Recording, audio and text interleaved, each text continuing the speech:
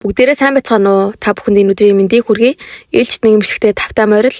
За өнөөдөр эрхэн гоё цай чамдаг аргаасаа хуваалцъя. Цайгаа яаж чамдаг вэ гэж хүмүүс их асуусан байсан.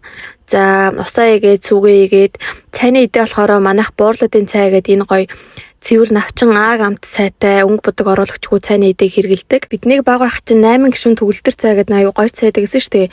Тэр цайны одоо эргийг ер нь олохоо болсон. Тийм учраас олон идэ цай бас туршиж үзсний үндсэн дээр одоо энэ цайн дээр тогтоод сүүлийн үед хийгээд байгаа. Тэгээд мэдээ цайны идэнээс гадна сүүгээ сайхан их хийж өгөх хэрэгтэй. Манайхаар нь сүү ихтэй, цайны идэ ихтэй, тэгээд давс ихтэй цай уудаг хүмүүс.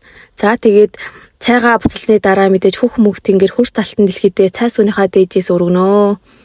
За өглөө олгоно ер нь бол өргөдөг. Зарим хүмүүс халуунаар нь цайныхаа дээжийг өргөдгөө гэдгсэн мэлээ. Манайх бол халуунаар нь өргөдөг шүү. За манай ээж намайг хүүхэд байхаас маш гоё цай чамдаг байсан. Тэгээд би тийм гоё цай чамдаг одоо ээжийн хүүхдээж ухаас өөр аргагүй гоё цай чанахаас өөр аргагүй. Тэгээд за цайгаа чанчаад сайхан өглөөний цай ууж ийна. Тэгээд манайх чайг өтгөн уудаг. Сайхан цай чанчих юм бол муухан хоолноос дээргээд игдэг штэ. За манайх өглөөд ер нь гадны ажлаа амжуулчаад эсвэл гадны ажилдаа гарахаас өмнө бүгдээрээ сайхан цайгаа бөөндөө уучаад гардаг. За гоё цай чандаг аргаа зааж өглөө шүү. Дахиж битгий асуугаарэ. За тэгээ өнөөдөр гоё нэг чи юу хийж идэх бодолтой байна. Байнга адуу өхөр хань ямааны махад ингэж юу авах вэ те. Хаяа нэг бас нэг ха дахины мах байх штэ те. Манайх ер нь бас бүгд халуунагаатай хоолн дуртай гэж би өмнө хэлжсэн.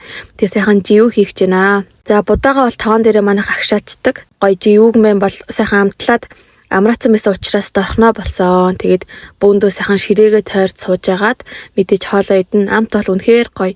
За би энэ бол жиүүг тий тактуритын хоёр дээр бол баг нүдэн анж байгаа хийсэн ч чадна гэж өөртөө итгэлтэй ер нь хэлдэг.